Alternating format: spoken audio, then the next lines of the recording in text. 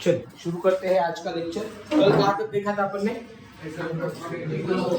Holozoic mode of nutrition. Okay, तो आज हमें उसी होलोजोइक मोड ऑफ न्यूट्रिशन को आगे बढ़ाना है। होलोजोइक न्यूट्रिशन, तो जहां पर हर कोई ऑर्गेनिज्म हमारे जैसा ह्यूमन होने दो या अमीबा होने दो, ये होलोजोइक मोड ऑफ न्यूट्रिशन दिखाता है, जिसको 5 स्टेप से गुजरना ही पड़ेगा। ये 5 स्टेप कौन से होते हैं? जिनको नॉर्मली हम 5 स्टेप्स ऑफ न्यूट्रिशन कहते हैं। क्या कहेंगे? 5 स्टेप्स ऑफ न्यूट्रिशन। तो पहले हम इसकी लिस्ट बना लेंगे, उसके बाद एक एक करके डिस्कस करेंगे। पहला स्टेप होगा बच्चों इंजेशन। अरे बस होलोजोइक में होता है क्या? हाँ, उसके बाद होगा डाइजेशन, उसके बाद होगा एब्जॉर्प्शन, फिर होगा एसिमिलेशन और लास्ट होगा इजेशन। बच्चों यहाँ पर इजेशन होता है, गलती से भी एक्सक्रीशन मत लिखना। कल ही मैंने आपको डिफरेंस बताया था कि इजेशन और एक्सक्रीशन का डिफरेंस क्या है, समझ में आ गया? ठीक है, तो यहाँ पर इजेशन होगा। तो एक एक करके अभी हम इसको देखेंगे। पहले इसकी लिस्ट बना लो। चलो, हो गया, सिंपल है। कौन से 5 स्टेप्स है? Ingestion, digestion, absorption, assimilation and egestion. चलो एक एक करके अभी हर एक स्टेप को हम समझते हैं। सबसे पहली स्टेप है इंजेशन। नाम से ही पता चल रहा है कुछ ना कुछ इनसाइड द बॉडी लेना है, बराबर? What is that? Obviously food. So taking food inside the body is nothing but what? Ingestion. तो सिंपल लिखेंगे हम, taking food inside the body. तो बच्चों बॉडी के अंदर अब जो फूड लेना है, तो हर एक ऑर्गेनिज्म का अपना तरीका हो सकता है। जैसे ह्यूमन है, हम अपना फूड हम किससे बॉडी के अंदर लेंगे? माउथ के थ्रू। पर अगर अमीबा की बात की जाए, अमीबा के पास तो माउथ नहीं होता, बराबर? अमीबा देखोगे आप ऐसा इरेगुलर शेप का होता है, तो उसकी प्लाज्मा मेम्ब्रेन ही उसका माउथ बनाता है। यस, कैसे करेगा वो हमें आगे पढ़ाना है बच्चों। तो ये देखिए, ऐसे कुछ प्रोजेक्शंस बनाएगा। समझ लो कोई फूड पार्टिकल था, उसको उसने एंट्रैप कर लिया, राइट? और ऐसे फिंगर लाइक प्रोजेक्शन उसके अराउंड बना के गए, बराबर? और इन प्रोजेक्शन को हम कहते हैं सीडोपोडिया। ये सीडोपोडिया अमीबा को बहुत सारे काम में मदद करता है। कैसे कैसे वो हम आगे करके देखने वाले हैं। जैसे लोकोमोशन है, लोकोमोशन मतलब एक जगह से दूसरी जगह पर जाना, उसके लिए वो मदद करता है। किसी फूड को एंट्रैप करना है, उसके लिए भी मदद करता है। ठीक है, आगे जाके हम बात करें। सर, ये सीडोपोडिया उसकी चारों तरफ से पूरा गोल कर देता है। कहीं से भी बना सकता है, कहीं से पूरा गोल करता है। ऐसे गोल मतलब एग्जैक्टली ऐसा स्क्वायर वगैरह नहीं बना सकता, नहीं, पर थोड़ा इरेगुलर एनक्लोज करता है ना। हाँ, करता है। मुझे लगा उसको दो बाजू से वैसे नहीं, ये 2D डायग्राम बनाई है ना। हाँ, यही अमीबा जब 3D होगा, तो यू कैन इमेजिन कि कैसे वो पूरे तरीके से उसको ट्रैपिंग करना है। समझ में आ गया? चलिए, अब डाइजेशन बहुत इंपॉर्टेंट है। जैसे समझ लो हम खाना खाते हैं, खाने में क्या क्या होता है? चपाती होती है, भात होता है, दाल होती है, बराबर? और क्या होता है? सब्जी होती है, राइट? उसके अंदर बहुत सारे कंपोनेंट्स हैं जो हमारे बॉडी को जरूरी है। जैसे बालवाड़ी में पढ़ेगा, carbohydrate, protein, fat, vitamin, minerals and water. कौन कौन से कंपोनेंट बनाए मैंने? कार्बोहाइड्रेट, फिर प्रोटीन्स लगेंगे आपको, उसके बाद फैट लगेगा, पानी भी उसके अंदर है, विटामिन भी उसके अंदर है, और सबसे इंपॉर्टेंट मिनरल्स भी उसके अंदर है। और एक चीज ध्यान रखना बच्चों, हाँ, सिर्फ कार्बोहाइड्रेट में ही लेते हैं। भले ही मिनरल्स आप हमने लास्ट में लिखा है, पर मिनरल्स के बिना बहुत सारे काम हमारे बॉडी में नहीं होते बच्चों। खास करके मैग्नीशियम सुना है ना? अगर मैग्नीशियम ना रहे हमारे बॉडी में, तो कभी भी हमारे बॉडी में कोई प्रोटीन नहीं बन सकता, क्योंकि प्रोटीन सिंथेसिस होने के लिए मैग्नीशियम जरूरी ही है। तो आप जो पानी पी रहे हो, जो खाना खा रहे हो, जो भी कुछ फूड ले रहे हो, आया समझ में? उसके अंदर अगर मैग्नीशियम भी नहीं है तो भी बहुत प्रॉब्लम है। समझ में आ गया? ठीक है, कौन से फूड के अंदर होता है मैग्नीशियम? मैग्नीशियम आपके सब्जियों के अंदर मिलेगा, पानी के अंदर से मैग्नीशियम मिलता है। हाँ, पर लेते वक्त हम हमेशा पूरा अलोन मैग्नीशियम कभी नहीं लेते, हम जो भी Compound. पानी पीते हैं, खाना खाते हैं, वो कंपाउंड फॉर्म में होता है। समझ में आ गया? चल, तो अब जो भी carbohydrate, protein, fat, water, vitamin and minerals हम खाएंगे, थ्रू फूड हम लेंगे, तो ये बड़े बड़े मॉलिक्यूल्स होते हैं। तो भी आप बोलोगे वाटर, विटामिन ये भी बड़े मॉलिक्यूल्स है क्या? नहीं बच्चों, इन तीनों के बारे में थोड़ा अलग से बात करनी पड़ेगी। मैं इन तीन चीजों के बारे में बात कर रहा हूं। आपने चपाती खाई, भात खाया, क्या क्या है उसके अंदर? कार्बोहाइड्रेट। और सबसे मेन कार्बोहाइड्रेट आप कौन सा खाते हैं? स्टार्च। तो आपने खाया स्टार्च। स्टार्च वाली टेस्ट बच्चों आप बालवाड़ी में पढ़ चुके हैं, है ना? एक बॉइल्ड राइस ले लो, है ना? उबला हुआ भात ले लो, उसके ऊपर आयोडीन सोल्यूशन जो रेडिश कलर का होता है उसको डाल दो। वो क्या कलर चेंज करेगा बच्चों? ब्लू ब्लैक, है ना? ब्लूइश ब्लैक कलर चेंज कर देगा। तो समझ में आ जाएगा कि उसके अंदर स्टार्च है। बटाटा ले लो, बटाटे के ऊपर डाल दो, सेम तरीका करने वाला है। समझ में आ गया? ठीक। तो आपने जो खाया वो स्टार्च है। और ध्यान रखना बच्चों, starch is a big molecule. Big molecule means what? ये कोई एक मॉलिक्यूल मतलब एक यूनिट से नहीं बना है। Starch is made up of many molecules of the glucose. बहुत सारे ग्लूकोज मॉलिक्यूल ऐसे साथ में आ गए और उन्होंने स्टार्च का एक मॉलिक्यूल बनाया। और जब आप खाना खाते हो, चपाती खा रहे हो, भात खा रहे हो, तो आप एक्चुअल क्या खा रहे हो? स्टार्च खा रहे हो, बराबर?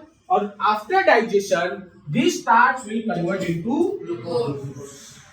तो HCl उसको कन्वर्ट करा देगा। ओके, तो ग्लूकोज एक छोटा सा मॉलिक्यूल है बच्चों। ग्लूकोज एक छोटा सा मॉलिक्यूल है, स्टार्च एक बड़ा मॉलिक्यूल है। तो इस बड़े मॉलिक्यूल से एक छोटा मॉलिक्यूल बनाना है। क्लियर हो गया? उसके बाद प्रोटीन। अब आपके खाने में दाल है, आप नॉनवेज खा रहे हो या फिर आप अंडा खा रहे हो, तो क्या मिल रहा है आपको? प्रोटीन मिल रहा है। After digestion this protein will convert into amino acid. Amino acid में कन्वर्ट हो जाएगा। फिर आए फैट की तरफ। घी है, ऑयल है, तेल है ना उसके अंदर। आफ्टर डाइजेशन किसमें कन्वर्ट होगा? Fatty acids plus glycerol. Glycerol, glycerine नहीं, ग्लिसरॉल। समझ में आ गया? तो ये जो तीन मॉलिक्यूल्स थे, ये बड़े मॉलिक्यूल्स थे। कभी भी ऐसा नहीं होगा कि आपने चपाती खाई और वो चपाती वैसे के वैसे ब्लड के अंदर एब्जॉर्ब हो गई। नहीं हो सकता, क्योंकि बड़ी है। चपाती का एक टुकड़ा भी ले लो, वो भी बड़ा है, नहीं? वो डायरेक्टली ब्लड में एब्जॉर्ब होगा क्या? नहीं। उसको क्या करना पड़ेगा? आपको कन्वर्ट करना पड़ेगा। ये जो तीन मॉलिक्यूल्स मैंने बताए, ये कॉम्प्लेक्स सब्सटेंस है। क्या है ये? कॉम्प्लेक्स। और इन तीन कॉम्प्लेक्स सब्सटेंस को कन्वर्ट किस में होना पड़ेगा? Simple substance. किसमें कन्वर्ट होगा? Simple substance. तो जो कॉम्प्लेक्स वाले हैं उनको हम कहते हैं मैक्रो न्यूट्रिएंट्स। क्या कहते हैं? macronutrients, and after digestion these will convert into simple called as micronutrients. समझ में आ गया? नीचे वाले क्लियर? ओके, एक एक करके बेटा थोड़ा दम रखना, सब पढ़ाने वाला। तो ये macronutrients will convert into micronutrients, means complex food is converting into the simple food, बराबर? तो यहां पर डाइजेशन की एक सिंपल डेफिनेशन बनेगी। क्या? The complex micronutrients will convert into simple micronutrients with the help of digestive enzymes. With the help of digestive enzymes. तो ये digestive enzyme बच्चों कोई एक एंजाइम नहीं होता, it's a group of enzyme. है समझ में? मतलब आगे जाके हम पढ़ेंगे कि कार्बोहाइड्रेट डाइजेस्टिंग एंजाइम्स अलग होते हैं, प्रोटीन डाइजेस्टिंग एंजाइम अलग होते हैं, फैट डाइजेस्टिंग एंजाइम्स अलग होते हैं। समझ में आ गया? या तो कुछ प्रॉब्लम? तो डाइजेशन की डेफिनेशन क्या बनेगी अपनी? द कॉम्प्लेक्स मैक्रोन्यूट्रिएंट और complex substances will convert into simple micronutrients और simple substances with the help of digestive enzymes. Okay, कौन? डाइजेस्टिव एंजाइम्स ना। हमारे बॉडी के अंदर डाइजेस्टिव ग्लैंड्स है बच्चों, आगे जाके पढ़ेंगे। जैसे सलाइवरी ग्लैंड है, स्टमक के अंदर गैस्ट्रिक ग्लैंड है, इंटेस्टाइन के अंदर इंटेस्टिनल ग्लैंड्स है, पैंक्रियाज है, लीवर है। ये कहीं ना कहीं ऐसे कुछ प्रोडक्शन बनाता है, सिक्रेशन बनाता है, जिनको मतलब जिनके अंदर डाइजेस्टिव एंजाइम्स है और वो अपना अपना काम करते हैं। समझ में आ गया सबको? यहाँ तक कुछ प्रॉब्लम? राइट। तो इन तीनों के बारे में बात की मैंने, यहाँ तक किसी को प्रॉब्लम नहीं होना चाहिए। ठीक है, अब बात करते हैं वाटर, विटामिन एंड मिनरल्स। खाते वक्त तो ये तीन चीजें आपने खाई बच्चों, है ना? लेते वक्त लिया, थ्रू फूड लिया, पर ये खुद ऑलरेडी बच्चों छोटे छोटे मॉलिक्यूल्स है, मतलब ये तीनों खुद ऑलरेडी माइक्रो न्यूट्रिएंट्स हैं, तो इनको और डाइजेस्ट करने की जरूरत है क्या? बिल्कुल नहीं। समझ में आ गया? वो वैसे के वैसे बच्चों एब्जॉर्ब हो जाते हैं। This three components need not to be digested again. Is it clear? क्यों इनको डाइजेस्ट करने की जरूरत नहीं? क्योंकि ऑलरेडी ये माइक्रो न्यूट्रिएंट्स है। समझ में आ गया बेटा आयुष? तो थोड़ा सब्र रखना, हर एक चीज होने वाली है, और जब मैं पूछता हूं ना कि कुछ डाउट है तो तब पूछ लेना, कोई प्रॉब्लम नहीं। ठीक है, बोल सर। तो फिर हमारे मतलब स्टमक में तो बहुत पावरफुल एसिड है, तो इस जो तीन न्यूट्रिएंट है वो नहीं, क्या होता है मैं समझ में कि इन तीनों को वो तोड़ तो नहीं देगा, ऐसे ही कहना है ना आपका? नहीं तोड़। हमारे बॉडी के अंदर जितने भी एंजाइम्स बनते हैं, हर एक एंजाइम का अपना एक पर्टिकुलर स्पेसिफिक एक्शन है, कोई भी किसी को जाके नहीं मारता। Are you getting my point? समझ लो हम बोल रहे हैं कि हाईली एसिडिक HCl है अपने पास, तो इस HCl ने सबको उड़ाना चाहिए, पर आगे जाके हम एक फंक्शन पढ़ेंगे। HCl स्पेसिफिकली दो कामों के लिए बना है, और भी उसके काम है, पर क्लास 10 में आपको दो ही काम देखने हैं, वही दो वो काम करने वाला है। हाईली एसिडिक है तो फिर बाकी सारी चीजें डिस्टर्ब करते जाएगा, ऐसे नहीं होता अनलेस आपको कोई डिसऑर्डर ना हो। समझ में आ गया? या तो कुछ प्रॉब्लम, ठीक है? तो इस सारे प्रोसेस को हम क्या कह रहे हैं बच्चों? डाइजेशन कह रहे हैं। यहाँ तक मुझे लगता है कोई प्रॉब्लम नहीं होना चाहिए। कुछ क्वेश्चन है तो पूछो। हाँ सर, जो ग्लूकोज की कैंडी मिलती तो फिर वो स्टार्च हो जाएगी ग्लूकोज? नहीं, वो सुक्रोज होता है। सुक्रोज माने क्या वो भी बताता। अलग अलग आपने शुगर के नाम सुने होंगे। सुक्रोज सुना है, फ्रक्टोज सुना है, माल्टोज सुना होगा, है ना, गैलेक्टोज, फिर स्टार्च आ गया। आपने ग्लाइकोजेन के बारे में सुना है? ग्लाइकोजेन नाम सुना होगा।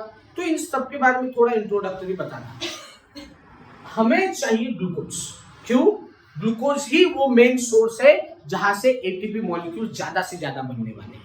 ओके, एक्चुअल देखा जाए तो अमीनो एसिड, फैटी एसिड भी एनर्जी प्रोडक्शन में पार्टिसिपेट करते हैं, पर डायरेक्ट नहीं करते। डायरेक्ट नहीं, वो क्लास 11th में आप पढ़ोगे डायरेक्ट क्यों नहीं करते। हाँ, पर ये भी एनर्जी हमें बना के देते हैं। ग्लूकोज जो है वो डायरेक्ट पार्टिसिपेट करता है। मुझे बताया, अभी क्रिकेटर है या कोई फुटबॉलर है, खेलने के बाद थक गया है, तो उसको इंस्टेंट एनर्जी की जरूरत होती है, हाँ या ना? तो क्या वो फिर चपाती खाने बैठ जाएगा क्या? उसको एक बोतल दी जाती है, क्या होता है उसके अंदर? इलेक्ट्रोलाइट्स होते हैं, एज वेल एज ग्लूकोज का पानी हम उसको कहते हैं, बराबर ना? ग्लूकोज वाटर होता है। क्यों ग्लूकोज वाटर ही उसको दिया? Sugar water. उसके अंदर स्टार्च मिक्स करके क्यों नहीं दिया उसको, या शुगर मिक्स करके क्यों नहीं दिया? इंस्टेंट, क्योंकि क्या दिया है डायरेक्टली उसको? ग्लूकोज। और ये ग्लूकोज जैसे ही आपके बॉडी में गया, लगेज एब्जॉर्ब हो गया। एब्जॉर्ब हो गया तो लगेज ग्लूकोज सेल के पास गया, सेल ने लगेज एनर्जी बनाई। यही अगर उसको मैंने शक्कर का पानी, मतलब सुक्रोज का पानी दे दिया, sucrose is made up of, ठीक से सुनो, sucrose is made up of 2 molecules of glucose. समझ में आया ना? फिर वो सुक्रोज जाएगा, फिर उस सुक्रोज जिसके अंदर 2 ग्लूकोज मॉलिक्यूल्स है, उसका टुकड़ा होने में टाइम लगेगा, फिर उसको एनर्जी मिलेगी। तो इसमें टाइम जाएगा ना, बराबर? अगर टाइम जाएगा तो ऑब्वियसली फिर उसको इंस्टेंट एनर्जी मिली क्या? नहीं। तो किसको प्रेफर करेंगे हम? अगर इंस्टेंट एनर्जी चाहिए तो ग्लूकोज को। समझ में आ गया? एक ग्लूकोज का मॉलिक्यूल किस से बनता है? कार्बन कंपाउंड है ये।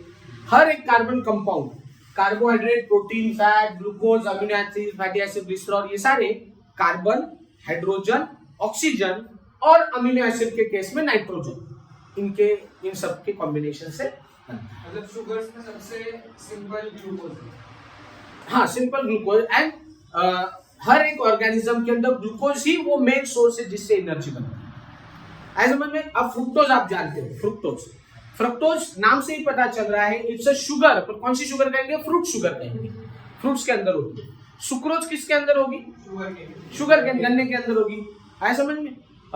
फिर आपने गैलेक्टोज की बात की। गैलेक्टोज वो भी एक शुगर है, वो भी ग्लूकोज से ही बनी है, राइट? लैक्टोज नाम सुना होगा आपने। लैक्टोज कहाँ पे होगी? मिल्क में होगी। फिर स्टार्च तो आपको पता ही है, जब भी फोटोसिंथेसिस होता है डायरेक्ट स्टार्च कभी नहीं बनता, बनता ग्लूकोज ही है, पर वो ग्लूकोज स्टोर हो जाता है प्लांट में स्टार के फॉर्म में। हमारे बॉडी के अंदर भी ग्लूकोज आता है। देखो हाँ बच्चों, मैं जो बोल रहा हूँ बहुत इंपॉर्टेंट चीज है। अभी मैंने खाना खाया, फॉर एग्जाम्पल हर रोज में 4 चपाती खाता हूँ, फॉर एग्जाम्पल, उससे कुछ फॉर एग्जाम्पल 500 ग्लूकोज मॉलिक्यूल बने होंगे। कितने? 500। परफेक्ट नहीं बता रहा मैं, आंकड़ा बस समझ लीजिए। 500 ग्लूकोज मॉलिक्यूल बने। हर रोज मुझे जो काम करना है वो काम करने के लिए 400 ग्लूकोज मॉलिक्यूल खर्च होंगे। मेरी बॉडी प्रोसेस चलती है ना, मुझे बोलना है, चलना है, दिमाग चलाना है। और आपको ये भी पता होगा जितना ग्लूकोज हमारे बॉडी में आता है, मैक्सिमम ग्लूकोज कौन यूटिलाइज करता है? ब्रेन। इवन आप जो ब्रीथ करते हो, ब्रीथ करने से जो ऑक्सीजन मिलता है 90% ऑक्सीजन तो ब्रेन ही ले लेता है। समझ में आ गया? वो बहुत एक डिटेल वाली बात है, बाद में करेंगे कभी। हाँ, तो 500 ग्लूकोज मॉलिक्यूल मिले मेरे हर रोज के काम के लिए, मैंने 400 खर्च कर दिए, बचे कितने रहे? ये 100 यूटिलाइज नहीं हुए, तो फिर कहाँ जाएंगे? क्या faecal matter through urine through बाहर जाएंगे? बिल्कुल नहीं। Now those glucose molecules will store in your body. एक चीज ध्यान रखना बच्चों, मैंने अभी क्या कहा? स्टार्च को डाइजेस्ट करो, ग्लूकोज बनेगा, है ना? तो आप बोलोगे सर बहुत सारे ग्लूकोज मॉलिक्यूल आपकी बॉडी में स्टोर होंगे, तो ग्लूकोज को जमा करो, स्टार्च बनेगा। और ये स्टार्च किसके केस में बनता है? प्लांट्स के केस में। एनिमल में ग्लूकोज जमा करके स्टार्च नहीं बनने वाला। क्या बनेगा? इस ग्लूकोज को जब आप जमा करोगे तो it will form glycogen and fat. किसमें कन्वर्ट होगा? ग्लाइकोजेन। हर रोज ऐसे 100 ग्लूकोज मॉलिक्यूल अगर मेरे बॉडी में एक्स्ट्रा आते गए, समझ में आ रहा है ना? एक्स्ट्रा आते गए तो क्या होगा? फिर ये ग्लूकोज मॉलिक्यूल जमा होते होते होते होते ग्लाइकोजेन और फैट में कन्वर्ट होगा, जिसे हम चर्बी कहते हैं। सर वो डाइजेस्ट कैसे होगा फिर? कौन? हम कहते हैं ना, अगर हमने बहुत दिनों तक खाया नहीं तो चर्बी कम। हाँ, वही हो रहा। अभी देखो, डाइट प्लान फॉलो करते लोग, या स्टार्विंग करते, स्टार्व पता है ना, उपवास करते। कुछ लोग महीने महीने भर तक नहीं खाते। समझ लो अगर किसी बंदे को महीना भर भूखा रह जाए, ठीक है, ठीक से सुनो, तो क्या हो गया? आज दिन 1, डे 1, ठीक है, उसके बॉडी में बहुत सारा फैट या ग्लाइकोजन जमा है। वो कुछ खा रहा है क्या? जो भी लोग डाइट फॉलो करते हैं वो भी क्या करते हैं? वैसे ही करते हैं ना। वो ज्यादा से ज्यादा एक्सरसाइज करेंगे और कम से कम खाएंगे। कम से कम खाएंगे मतलब जो इनटेक है वो कम कर दिया, और एक्सरसाइज ज्यादा करेंगे मतलब जो यूटिलाइजेशन है वो भी बढ़ा दिया। अब समझ लो, जो हर रोज में 4 चपाती खा रहा था, आज से एक ही चपाती खा रहा हूं, तो कितने मॉलिक्यूल मिले? 100 ग्लूकोज मॉलिक्यूल ही मिले। पर मुझे दिन भर खर्च कितने करने हैं? 400। तो 100 तो मैंने खा लिए, पर ये 300 लाऊं कहां से? यही है वो स्टोर, यही है वो चर्बी के अंदर फैट और ग्लाइकोजन जो स्टोर हुआ है ना। ग्लाइकोजन लीवर के अंदर भी स्टोर होता है बच्चों। लीवर के अंदर जो ग्लाइकोजन वगैरह स्टोर है ना, वो यूटिलाइज होना चालू हो जाएगा। ये बना किससे था? ग्लाइकोजन फैट किससे बना था? ग्लूकोज से बना था। तो इनको अभी इसका यूटिलाइजेशन चालू करेंगे, मतलब ग्लाइकोजन के टुकड़े होके क्या बनेगा वापस? ग्लूकोज। वही ग्लूकोज तो आपके सेल पे यूज करना है। तो धीरे धीरे धीरे धीरे फिर वो जो बंदा अच्छा खासा ओबेस था वो पतला हो गया। समझ में? कहने को बहुत इजी है, कहने को बहुत इजी है कि कितना अच्छा है, महीना भर आप डाइट कर लो, ये वो, बहुत सारे फैक्टर मैटर करते हैं। कुछ लोगों को तो जेनेटिकल ओबेसिटी भी हो सकती है। एक आइलैंड है बच्चों, बहुत छोटा सा आइलैंड है, मुझे उसका नाम नहीं याद आ रहा। वहां पर 90% लोग ओबेस हैं। 90% लोग वहां पर ओबेस हैं। तो ऐसा क्यों? तो एक बहुत बड़ा मतलब टॉपिक है उसके ऊपर, ठीक है, कभी बात करेंगे। हाँ बोलिए आप। मतलब पेट में वो जमा रहता है? पेट में नहीं, स्टमक के अंदर नहीं होता फैट। ये मतलब जो आपकी इंटरनल ऑर्गन्स है ना, उसके ऊपर ये एक लेयर है। अगर यहाँ से स्किन फाड़ो और ओपन कर दो तो सबसे पहले आपको फैट मिलेगा इधर। पर वो फैट सारी चर्बी डाइजेस्ट कैसे होगा? वो तो बाहर है ना, इंटेस्टाइन के बाहर। इट डजंट मैटर, उसके आसपास टिश्यू का फ्लूइड है, tissue fluid is connected with the blood, तो सिग्नलिंग चलता रहता है। आपकी बॉडी रेगुलेट कौन कर रहा है? यही कर रहा है ना। तो उसे HCl लगेगा ना। अरे डाइजेशन इधर थोड़ी ना होगा बेटा, लगेज। सुनो, इस मतलब इस पैटर्न को समझो जरा। यहाँ फैट है मतलब सेल इधर आके इस फैट को लेंगे, ऐसा नहीं होता। डाइजेशन यहाँ पर नहीं होगा। क्या होता है कि ये जो फैट है उसके आसपास टिश्यू फ्लूइड है, चलो इधर मान लेते हैं, ये समझ लो पेट है किसी का, ठीक है। यहाँ पर मतलब आप कहाँ से देख रहे हैं? ऐसे देख रहे हैं आप मुझे, ऐसे। फैट सारा इधर है, ये सारा क्या है? Fat, okay. और बाकी इंटरनल ऑर्गन पीछे, क्लियर। अब इस फैट के आसपास आपको टिश्यू फ्लूइड मिलेगा, बराबर। और इस टिश्यू फ्लूइड के कांटेक्ट में रहेंगे ब्लड वेसल। कौन रहेंगे? Blood vessels. यहाँ तक तो क्लियर है? फाइन। अब होगा क्या, ये ब्रेन है, ब्रेन को सिग्नल मिला कि भाई ग्लूकोज का इंटेक कम हो रहा है, ग्लूकोज कम मिल रहा है, तो आपके पास जो स्टोर्ड ग्लूकोज है in the form of glycogen and fat, इसको यूटिलाइज करना शुरू कर दो। ऐसा समझ में? तो यहां पर अब इस फैट के पास कुछ ऐसे मॉलिक्यूल्स जाएंगे कि जिसका एब्जॉर्प्शन अभी टिश्यू फ्लूइड और फिर ब्लड के अंदर होगा, फिर ब्लड उन सारी चीजों को सेल के पास लेके जाएगा। समझ में आ रहा है ना? और बीच में एक पाथवे भी होता है, ओके, जिसमें मैंने कहा ना आपको कि amino acid, fatty acid and glycerol ये भी एनर्जी बनाने में पार्टिसिपेट करते हैं, पर डायरेक्ट नहीं करते, एक पाथवे के थ्रू जाना पड़ता है। तो फिर ये फैटी एसिड, ग्लिसरॉल जो बना वो उस पाथवे के थ्रू जाएंगे और वो सेल के अंदर एनर्जी बनाएंगे। सिंपल है। But which is the main source which will provide energy to your body? Carbohydrate. समझ में आया? क्योंकि आप बालवाड़ी में वही पढ़े हो बच्चों, क्लास 6 के अंदर शायद वो एक चैप्टर था, फूड एंड फूड कंपोनेंट्स, वहां पर ग्लूकोज का फंक्शन आपने यही पढ़ा था। क्या? Energy production. प्रोटीन का फंक्शन क्या पढ़ा था? Body building. फैट का फंक्शन क्या पढ़ा था? इंसुलेशन। बराबर ना? सबसे ज्यादा काम कार्बोहाइड्रेट ही करता है, बट जब जब जरूरत पड़े तब तक ये बंदे भी एनर्जी प्रोडक्शन में पार्टिसिपेट कर सकते हैं। समझ में आ गया? अभी बहुत लंबा टॉपिक हो गया। कुछ क्वेश्चन है, अभी डाइजेशन तक ही पहुंचे। डाइजेशन में कुछ क्वेश्चन है तो पूछो। हाँ सर, HCl बॉडी HCl को रिन्यू करती है, बनाती रहती है। यस। और फिर जो डिस्पोज कहाँ पे होता है HCl? डिस्पोज नहीं, ये यूटिलाइज होता है। तो पूरे पावर खत्म होने पे क्या होता है? हम कह सकते हैं कि HCl किससे बना है? हाइड्रोजन और क्लोरीन। बस आयनिक फॉर्म बन गया। उसको डाइल्यूट करते हैं ना सर हमारे हर बार जब पानी हाइड्रोजन क्लोराइड बन गए, दोनों आयन बन गए। हाइड्रोजन और क्लोराइड आयन कहीं ना कहीं हमारे बॉडी में लगते ही है, वहां पर यूटिलाइज हो जाएंगे। समझ में आ गया? और यही क्लोराइड आयन, हाइड्रोक्साइड आयन वगैरह वगैरह जितने भी आयन से वो यूरिन बाहर भी फेंके जाते हैं, जिनकी एफिशिएंसी शायद खत्म हो गई होगी। समझ में आया? फिर आप बोलोगे फिर अगर हाइड्रोजन भी फेंक दिया, क्लोराइड भी फेंक दिया, अब नया HCl कहां से बनेगा? आपका डाइट है ना, सॉल्ट, आपके डाइट के थ्रू कुछ ना कुछ तो क्लोराइड अंदर आएंगे, है ना? आप पानी पी रहे हो या कुछ ऐसे कंपोनेंट खा रहे हो, उसके अंदर हाइड्रोजन तो होगा, तो आ गया ना आपके बॉडी में हाइड्रोजन और क्लोराइड, फिर से आ गया ना, फिर से HCl बनेगा। आपके स्टमक के अंदर गैस्ट्रिक ग्लैंड का काम ही वही है, HCl बनाओ। तो HCl बनाने के लिए उनको बस दो चीजें चाहिए, हाइड्रोजन एंड क्लोराइड, मिल जाएगा। Is it clear? पानी H2O होता है और नमक NaCl होता है। अगर वो दोनों का हमने मतलब एक इसमें डाल दिया तो वो वो डिस्प्लेस नहीं होगा। नहीं, क्यों? वहां पर क्या केमिकल रिएक्शन हुआ? आपने जब पानी के अंदर सोडियम क्लोराइड डाला, इट्स अ फिजिकल चेंज, बस डिसॉल्व हुआ है, केमिकल रिएक्शन थोड़ी ना हुई। तो फिर वो HCl कैसे आएगा? फिर वो डिस्प्लेस नहीं होगा तो बॉडी में तो हम तो वहां पर आयोनिक इलेक्ट्रिसिटी देनी पड़ेगी ना। आप बाहर करके देखो ये सारा काम, जब इलेक्ट्रिसिटी पास करो तो आयन बनेंगे या नहीं बनेंगे? जरूर बनेंगे। बस आपकी बॉडी के अंदर भी यही काम होगा, इलेक्ट्रिसिटी कहाँ से आती है? आयन से। आपके बॉडी में आयन है, आपके बॉडी में खुद के आपके बॉडी में इलेक्ट्रिसिटी है, पता है आपको? हाँ सर, उससे फोन की स्क्रीन वगैरह। आपके बॉडी में भी, अभी मेरे बॉडी में इलेक्ट्रिसिटी है, पर इस इलेक्ट्रिसिटी से मैं बल्ब नहीं जला सकता।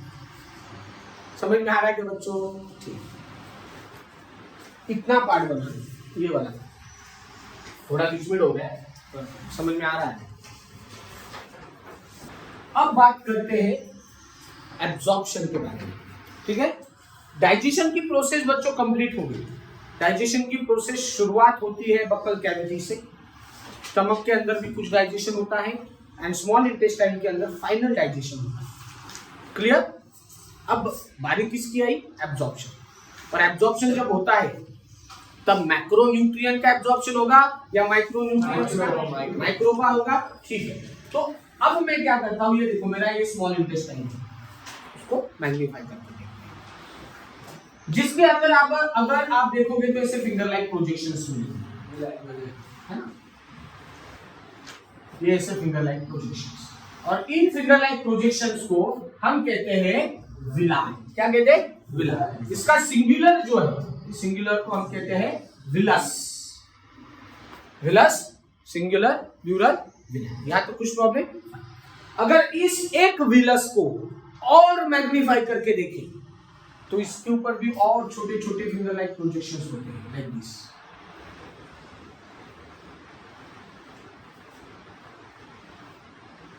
सब तरफ में। कारण एक ही, आप बोलोगे सर इतने फिंगर लाइक प्रोजेक्शन विलाई दिए, उसके ऊपर भी माइक्रो विलाई दिए, इसका कारण क्या? Just wanted to increase the surface area. Surface area क्यों बढ़ाना है? For the absorption, for the absorption. इसका एक लॉजिक बताता हूं बच्चों। ये देखो यहाँ पर डेस्क है ना, इस डेस्क के ऊपर एक पानी की बूंद मैंने रखी, ओके, और उसके ही साइड को उतने ही पानी का एक ड्रॉप पर उसको स्प्रेड कर दिया मैंने। क्या कर दिया मैंने? स्प्रेड कर दिया। किस केस में इवेपोरेशन फटकन होगा? स्प्रेड किए हुए बारे, राइट। तो जब जब सरफेस एरिया बढ़ता है एक्शन भी बढ़नी चाहिए, तो यहाँ पर भी सेम है भाई। जब मैंने इसका सरफेस एरिया बढ़ा दिया तो अपने आप रेट ऑफ एब्जॉर्प्शन भी क्या हो जाएगा? बढ़ जाएगा। मतलब अपने सारे इंटेस्टाइन के अंदर की अगर लेयरिंग निकालोगे और उसको स्प्रेड अप करोगे ना, एक वो लॉन टेनिस का कोर्ट होता है ना, उतना बड़ा सरफेस एरिया आपके इस विलाय माइक्रो विलाय का होता है, इतना बड़ा। तो सोचिए जब आप खाना खाते हो तो एब्जॉर्प्शन के लिए कितना बड़ा एरिया है, तो फास्ट होगा या नहीं होगा? क्योंकि बहुत सारे बच्चे ये भी पूछते हैं सर ग्लूकोज वाटर पीने के बाद कैसे क्या लगे एब्जॉर्प्शन होता? कुछ ना कुछ तो टाइम लगता होगा ना। पहली बात तो आपने लेते वक्त माइक्रो न्यूट्रिएंट्स लिए, बराबर, तो एब्जॉर्ब फटक से होने ही है, और सरफेस एरिया भी कितना प्रोवाइड करेगा, इस प्रोसेस को और सपोर्ट करेगा, है ना, तो फटाफट एब्जॉर्प्शन हो जाता है। Is it clear everyone? तो अब इस इंटेस्टाइन के अंदर ऐसा क्या है? अगर इसका हम सेक्शन ले रहे हैं इंटेस्टाइन का, इस विलस का सेक्शन ले रहे हैं, अंदर देखोगे तो यहाँ पर ऐसे बच्चों ब्लड कैपिलरीज मिलेंगे, जिसको हम लिम्फ कैपिलरीज भी कहते हैं, वो हायर स्टडीज में पढ़ना। तो होगा क्या, जो भी अभी डाइजेशन के बाद यहाँ पर ग्लूकोज बना है, अमीनो एसिड बना है, फैटी एसिड, ग्लिसरॉल बना है, these are all the micronutrients, even water, vitamin, minerals, ये सारे माइक्रोन्यूट्रिएंट्स हैं, बराबर। और इन सबको कहाँ जाना है बच्चों? ब्लड के अंदर। तो क्या होगा, देखो ये ग्लूकोज कहाँ एब्जॉर्ब हो जाएगा? ब्लड के अंदर, और ये ब्लड वेसल से एक दूसरे से कनेक्टेड होते हैं। And as you know blood फिर throughout the body spread होता है। तो यहाँ पर ब्लड ने उस ग्लूकोज मॉलिक्यूल को एब्जॉर्ब किया और उसको थ्रू आउट द बॉडी भेज दिया। अब जैसे जैसे सेल को जरूरत रहेगी वैसे वैसे वो यूटिलाइज करेंगे। समझ में आ गया ना? तो इसी प्रोसेस को हम कहते हैं बच्चों absorption.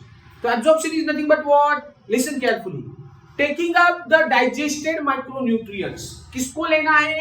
Digested micronutrient. Taking up digested micronutrients by whom? By villi of the small intestine is called as what? Absorption. समझ में आया? और वो किस में जाने वाला है बच्चों? ब्लड के अंदर जाने वाला है। समझ में आ गया? फिर ब्लड उसको बॉडी में पहुंचा देगा। यहाँ तक कुछ प्रॉब्लम क्लियर? तो एब्जॉर्प्शन भी क्लियर होगा। अब बात करते हैं एसिमिलेशन के बारे में। ध्यान देंगे यहाँ पर सब। अब हुआ क्या, उस ब्लड ने, हाँ कुछ क्वेश्चन? हाँ सर जो हमारा फिगर माइक्रो होता है उसका कंपोजिशन, उसका कंपोजिशन मतलब उसके अंदर बहुत सारे कंपोनेंट, अभी खाते वक्त जो जो खाया और जो डाइजेस्ट नहीं हुआ वो सारा उसके अंदर है, फैट्स वगैरह। हाँ मतलब ये देखो मैंने जो लिख के दिया ना, कार्बोहाइड्रेट, प्रोटीन, फैट, ये सारे कार्बन कंपाउंड ही है, तीनों के तीनों कार्बन कंपाउंड है। वो तो एब्जॉर्ब तो सारे नहीं होते, जितना सर कोई, हाँ मतलब जितना डाइजेस्ट कर पाए उतना हो गया, जितना डाइजेस्ट नहीं कर पाए वो बाहर चला गया। समझ में आ गया? हाँ ऐसा भी होता है बच्चों, कुछ कुछ मॉलिक्यूल्स को डाइजेशन को टाइम लगता है। ओके, जैसे बहुत सारे ऐसे कंपोनेंट्स होते हैं, मोहरी, जीरे, इसको डाइजेशन में बहुत टाइम लगता है बच्चों, आया समझ में? तो डाइजेशन में टाइम लगेगा और उसके पहले ही फिकल मैटर बाहर फेंका गया तो वो भी उसके साथ चला जाएगा। क्लियर हो गया? डाइजेशन के लिए भी एनर्जी लगती होगी, हाँ ऑब्वियस। तो फिर जितनी एनर्जी बनती है उससे ज्यादा लगती है क्या? नहीं, वो एक सारा बैलेंसिंग आपके बॉडी में चलता है। आपके बॉडी में हर एक सिस्टम काम कर रही है, जब जब सिस्टम काम करती है तब तक उसको एनर्जी लगेगी, खर्चा करना पड़ेगा, राइट? ऑब्वियसली जब खर्चा ज्यादा करना है तो इनकम भी उतना चाहिए। अरे समझ में गुंडा आ रही हो? हाँ, हो क्या रहा है बच्चों कि आप खर्चा ज्यादा कर रहे हो पर इनकम कम है, तो क्या होगा?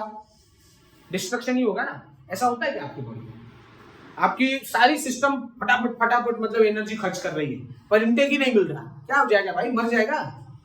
लगे से नहीं मरेगा पर आफ्टर सम पीरियड वो मर ही जाएगा। समझ में आ रहा है ना?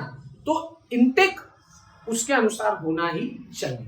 और जितना कि आज की फिजिकल फिटनेस लोगों की देखोगे तो क्या है, इनटेक ज्यादा ही है, खर्चा कम है। क्योंकि क्या बैठकर काम कर रहे हैं। देखो ना कितना लाइफस्टाइल बदल गया है।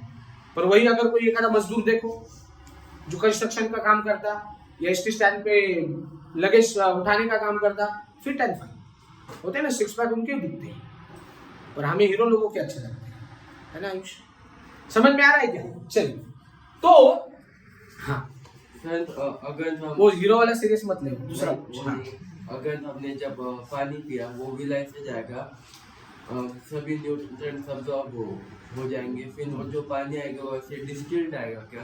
नहीं, डिस्टिल्ड वाटर नहीं रहेगा, फिर मतलब उसके अंदर बहुत सारे कंपोनेंट डिसॉल्व रहेंगे।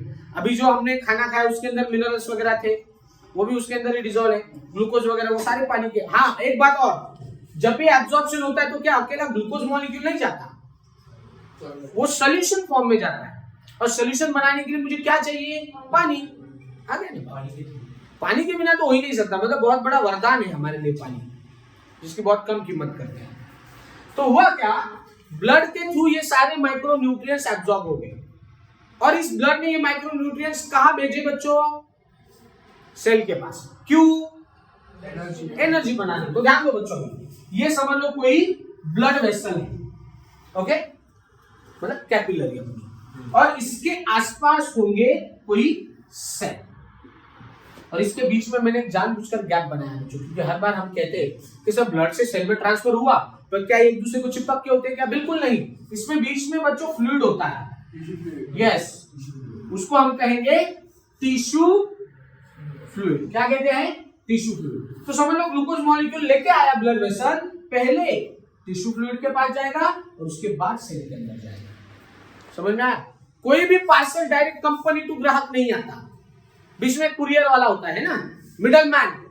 यहां पर भी सेम है, कोई भी component directly blood to cell में नहीं जाएगा, मिडल मैन है, कुरियर है वाला है यहाँ बीच में। हाँ सर ये ब्लड वेसल्स में जितने भी ग्लूकोज वगैरह जो भी है वो अपने हार्ट के पास नहीं जाएगी? हाँ, क्योंकि हार्ट ही वो चीज है जो उसको पंप करता है। क्या है इधर, आज बहुत मुस्कुरा रहे हैं। दो सेल के बीच में भी स्पेस होती है क्या? क्या? दो सेल के बीच में भी स्पेस होती है क्या? हाँ, सेल सेल कम्युनिकेशन इन दोनों के बीच में भी होता है, ट्रांसपोर्ट इन दोनों के बीच में और भी अगर होता है। ब्लड वेसल है उसके बाजू के सेल को तो मिल गया वो एनर्जी ग्लूकोज, या कोई सेल है तो उसका क्या है? हाँ उसका क्या है? ठीक है, तो वो पहला वाला सेल ही सब कुछ ले लेगा ना? ऐसा नहीं है। इंसानों जैसे काम ये नहीं करते कि सब मुझे ही खाना, सब मुझे ही खाना, ऐसे नहीं। कुछ गरीबों में को देते हैं हमारे जैसे, ऐसा समझ में थोड़ा थोड़ा दिया कर। तू इधर है मैं इधर है, ऐसा समझना। अब तेरे पास आए तो मुझे देगा क्या नहीं देगा ना? हाँ बोल ना भी सर एग्जांपल देखो दिए देखो, हाँ बोलना के लिए सर एग्जांपल ही ऐसा दिया सर, कंफ्यूज हो गया सर। अगर आगे जाके तू डॉक्टर बना क्या बन नहीं सकता? एग्जांपल लिया, एग्जांपल लो ना। वो डॉक्टर, उसको डॉक्टर नहीं बनना है, समझ लो बना। अब मैं आया तो मेरे से पैसे लगा के आया। नहीं हाँ, सोच मत इतना। सोच के बोल। कुछ कहने वाला चल आए समझ। क्या बता रहा था भाई मैं? सर वो सेल इसलिए मैं तेरे पे गुस्सा था। सर वो सेल टिश्यू ग्लूकोज हाँ, तो अभी सेल के अंदर वो ग्लूकोज मॉलिक्यूल्स आ गए। अब क्या होगा? सेल, अभी ह्यूमन की बात चल रही ना, तो यहाँ पर हमारे पास क्या रहेगा? माइटोकॉन्ड्रिया। वो ग्लूकोज के टुकड़े होके माइटोकॉन्ड्रिया में जाएंगे। माइटोकॉन्ड्रिया उस कंपोनेंट्स को अब यूटिलाइज करेगा for the formation of ATP. Okay, हाँ, क्या टुकड़े होके अंदर जाते हैं वो रेस्पिरेशन में पढ़ना है, अभी कंफ्यूज मत होना। पायरुवेट नाम की एक चीज होती है, हाँ सुनिए ना। आपको अगर सब बायो का पता है तो काहे को बोलते रहे मेरे को पढ़ाने को? आपने लेट चैप्टर इसके बजाय में फिजिक्स का कोई चैप्टर उसको ज्यादा टाइम देता।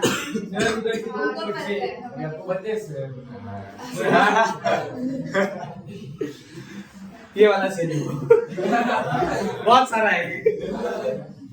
चल नहीं, अच्छा है ना, पर नहीं क्या होता है, सीखना चाहिए, पर इतना भी मत सीखो। मैं हमेशा एक शब्द का उपयोग करता, फ्लड ऑफ नॉलेज। इतना मत होणे देना, नाही तर काय माझ्याकडे हे पण आहे, माझ्याकडे ते पण आहे, कामाचं काहीच नाही असं नको। म्हणजे वापरायचं पुढे कळालंच नाही तर असून उपयोग नाही, बरोबर ना? मेरे पास बहुत पैसा है, हाँ बोल। हाँ हाँ, पर देना किसको अगर ये पता नहीं तुझे तो उस पैसे का कुछ फायदा नहीं। समझ में आ गया? चल कहाँ शुरुआत करें?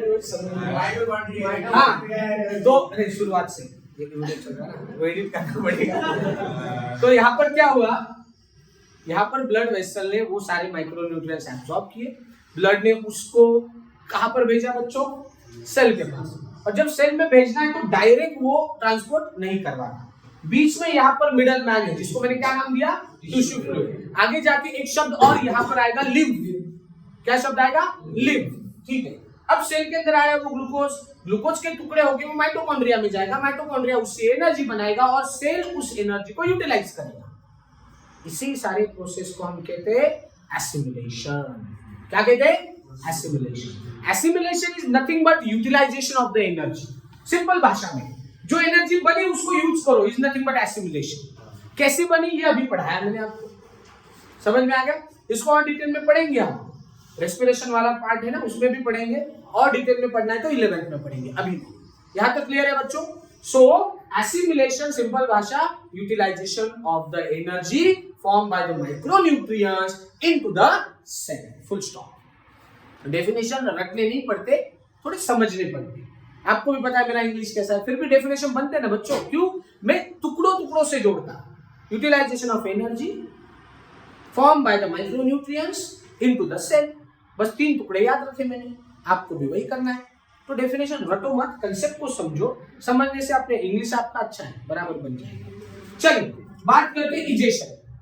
अब एब्जॉर्प्शन हो गया, स्मॉल इंटेस्टाइन के अंदर एब्जॉर्प्शन हो गया, इतना होने के बाद भी कुछ ना कुछ अनडाइजेस्टेड फूड पार्टिकल बचेंगे, बचेंगे या नहीं बचेंगे? राइट। फिर हो जाएंगे लार्ज इंटेस्टाइन के पास, फिर हो जाएंगे रेक्टम के पास। अब आप बोलोगे लार्ज इंटेस्टाइन रेक्टम है क्या?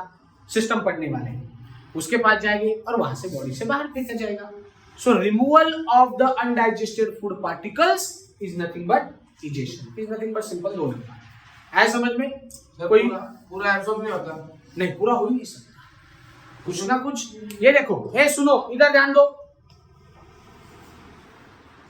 पूरा एनिमल किंगडम, अब कितने कितने एनिमल्स आपके दिमाग में साथ, उन सबको ले लो, गाय भैंस टाइगर इंसान सारे ले लो। किसी के भी पास सेल्यूलोज डाइजेस्ट करने का एंजाइम नहीं होता, ना आपके पास, ना गाय भैंस के पास, टाइगर का तो सवाल ही नहीं उठता क्योंकि वो प्लांट खाता ही नहीं। तो अगर आपने चपाती खाई, मतलब वो चपाती का सोर्स कहां से आया था? गेहूं से। गेहूं मतलब प्लांट सेल था उसके पास, प्लांट सेल मतलब सेल्यूलोज था उसके पास, है ना? अगर सेल्यूलोज था तो क्या वो डाइजेस्ट किया आपने? नहीं। वैसे गाय भी ले लो ना, गाय भी चारा खाती दिन भर, हाँ बहुत सारा सेल्यूलोज खाती ना, फिर क्या सारा डाइजेस्ट होता? नहीं।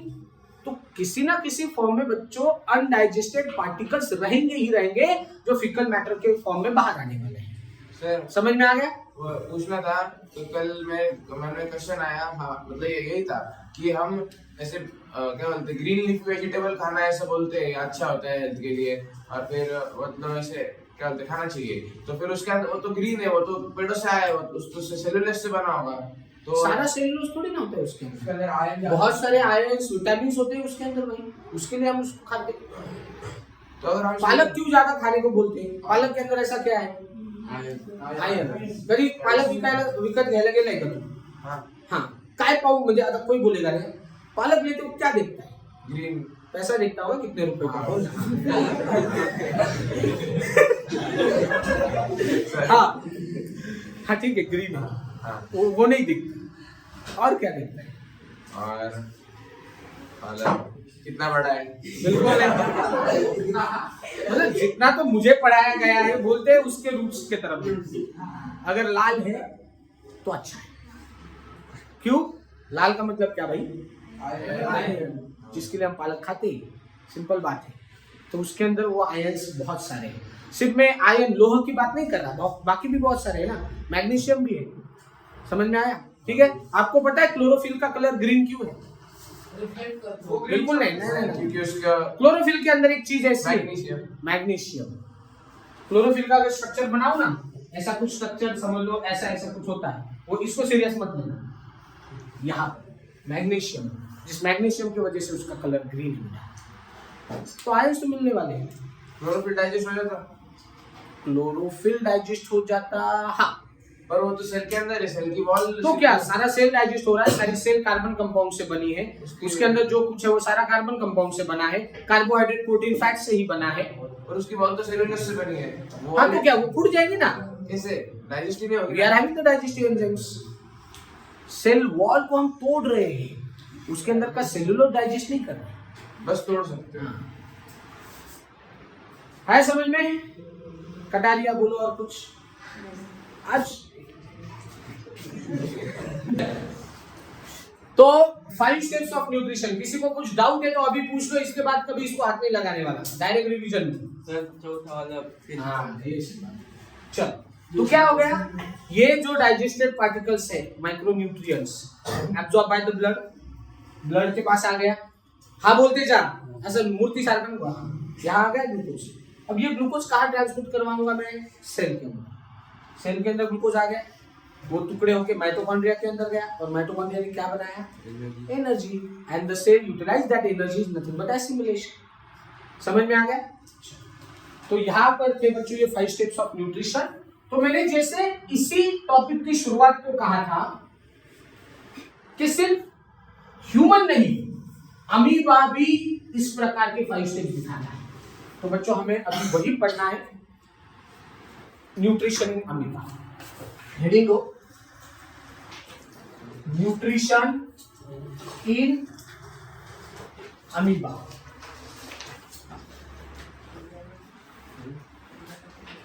Nutrition in amoeba. अब अमीबा सेम 5 स्टेप्स दिखाने वाला है। कौन से 5 steps? Same digestion, ingestion, digestion, absorption, assimilation and ejection. तो ये कौन है भाई? अमीबा। कोई रेगुलर शेप नहीं होता इसका, एक्वेटिक एनिमल है बच्चों, पानी के अंदर रहेगा, तो उसका फूड भी जो है वो पानी में ही होने वाला है। समझ लो यहाँ पर कोई एक फूड पार्टिकल आ गया, ओके। इसके अंदर अभी मैं जानबूझकर न्यूक्लियस नहीं निकाला, अगर न्यूक्लियस निकाल दिया तो आगे बनने वाला फूड वैक्यूल और न्यूक्लियस कंफ्यूजन होगा आपका, इसलिए न्यूक्लियस को नहीं निकालना। समझ में आ रहा है सबको? ठीक है, फाइन। अब क्या होगा, धीरे धीरे इस फूड पार्टिकल के अराउंड ये एक फिंगर लाइक प्रोजेक्शंस बनाएगा, और इस फिंगर लाइक प्रोजेक्शन को आपने नाम दिया था सीडोपोडिया।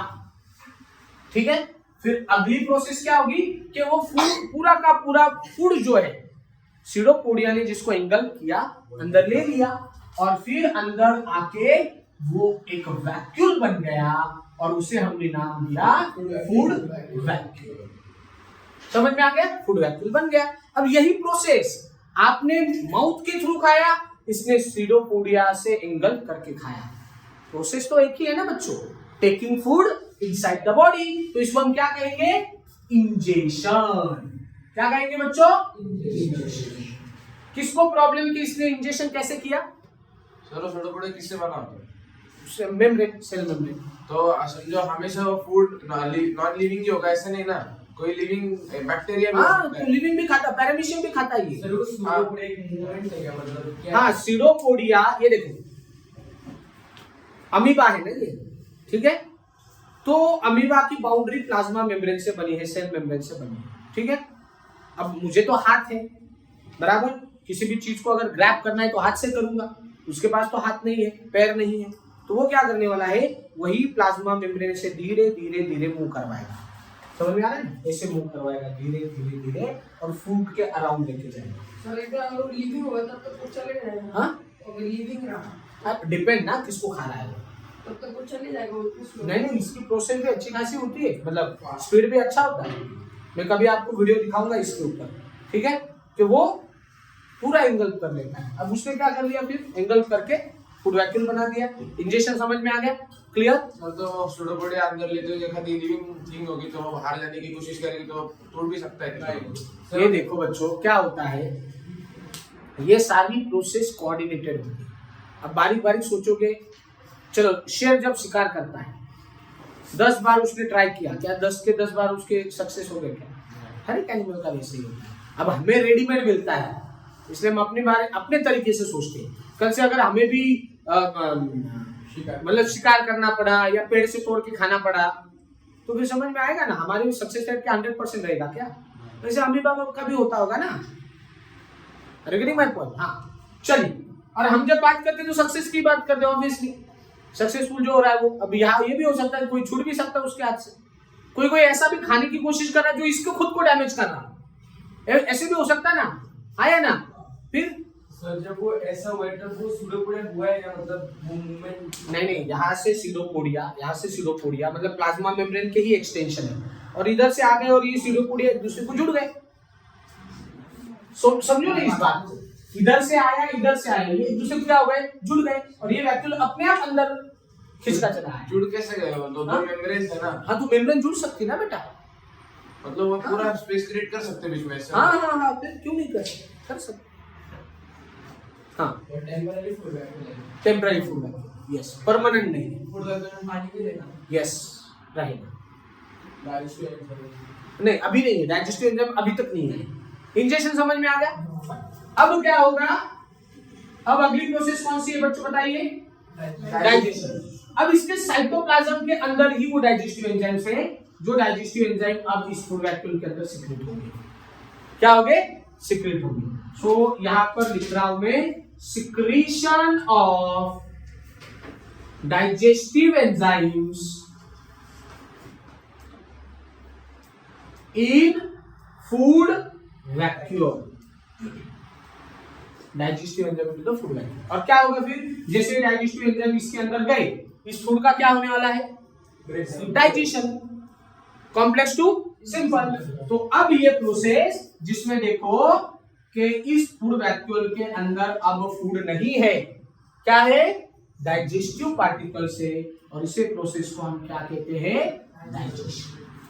सर तो ये फूड कहाँ पे गया है? और डाइजेस्ट हो गया? अभी उसके अंदर ही है, फूड वैक्यूल के अंदर ही है वो फूड। समझ में आ गया? हाँ। वो जो मतलब उसके अंदर वो सारी चीजें कहाँ से, मतलब वो जो डाइजेस्टिव एंजाइम एंजाइम वो साइटोप्लाज्म में होती है। उसके पास यस, जैसे अपने पास डाइजेस्टिव ग्लैंड्स होते हैं वैसे उनके पास साइटोप्लाज्म ही डाइजेस्टिव ग्लैंड का काम करता है, क्योंकि यूनिसेल्युलर ऑर्गेनिज्म है ना, इसके पास ऑर्गन्स नहीं हो सकते। मैं इसको कंप्लीट करता हूँ फिर डाउट्स लेता हूँ, ठीक है? डाइजेशन हो गया, यहाँ तक कुछ प्रॉब्लम? अब क्या है, इसके अंदर भी वही glucose, amino acid, fatty acid, glycerol बने होंगे, है ना? तो इनको क्या करना है, अभी वापिस साइटोप्लाज्म के अंदर एब्जॉर्ब करना है। समझ में? फिर इस प्रोसेस को क्या नाम दिया आपने? Absorption. Is it clear everyone? Absorption हो गया, और एब्जॉर्प्शन के बाद जैसे ही साइटोप्लाज्म के अंदर ये सारे न्यूट्रिएंट्स एब्जॉर्ब हो गए, अब सेल है, साइटोप्लाज्म है, अमीबा है, अमीबा यूकैरियोट है, मतलब उसके पास माइटोकॉन्ड्रिया है। समझ में आया? ह्यूमन जैसा नहीं हो सकता शायद, पर माइटोकॉन्ड्रिया है, और वो माइटोकॉन्ड्रिया क्या करेगा फिर? अभी उसका यूटिलाइजेशन करके एनर्जी बनाया, मतलब डाइजेशन के साथ साथ क्या हो गया बच्चों? एसिमिलेशन। सर अमीबा यूनिसेल्युलर मतलब वो पूरा एक सेल ही वो अमीबा है। यस, एसिमिलेशन हो गया, एनर्जी बन गई। क्लियर? हाँ। अब क्या होगा फिर? इतना होने के बाद भी इस फूड वैक्यूल के अंदर अब कुछ अनडाइजेस्टेड पार्टिकल्स बचे हैं, तो उसको सेल में रखेंगे क्या? नहीं, उसको क्या करना पड़ेगा? बाहर फेंकना पड़ेगा। अब क्या होगा, ये जो फूड वैक्यूल की मेम्ब्रेन है ना, ये इस सेल के मेम्ब्रेन के साथ फ्यूज हो जाएगी। Clear? And the digested particles will be thrown outside, which is called as what? Egestion. Okay, तो ये देखो बच्चों, यहां पर हुआ ingestion, digestion, absorption, assimilation and egestion. 5 steps हुए ना। 2 टर्म्स मुझे और बताने हैं, ठीक से सुनो। When the food is taken into the cell, amoeba एक सिंगल सेल है ना, उस फूड को एक सेल के अंदर ले रहा है, that is called as ingestion. But by which process? That process is called as endocytosis. What is the meaning of endo? Inside. Cytosis means what? Cell. Cell के अंदर फूड लेना मीन्स, अगर क्वेश्चन आ सकता है, एमसीक्यू आता है, ingestion in amoeba occurs by A endocytosis, B exocytosis, CD कुछ तो होंगे, तो आपका आंसर क्या होना चाहिए? एंडोसाइटोसिस। समझ में आ गया? फिर आते हैं यहाँ पर, जब उसने अनडाइजेस्टेड फूड पार्टिकल्स बाहर फेंके, तो बाहर फेंके ना, तो जो इजेशन होना है वो होगा by exocytosis. Exo means what? Outside, cytosis means through cell, cell के बाहर फेंक देना। समझ में आ गया? तो इस प्रकार अमीबा 5 स्टेप्स ऑफ न्यूट्रिशन दिखाता है। क्लियर? ये एब्जॉर्प्शन और एसिमिलेशन आप बता। ओके, ये जो डाइजेस्टेड पार्टिकल्स है इसके अंदर माइक्रो न्यूट्रिएंट्स होंगे, वो साइटोप्लाज्म के अंदर एब्जॉर्ब होंगे, एब्जॉर्प्शन। अब उसके साइटोप्लाज्म में गया तो माइटोकॉन्ड्रिया के अंदर गया, माइटोकॉन्ड्रिया ने क्या बनाई? एनर्जी, मतलब एसिमिलेशन। क्लियर हो गया?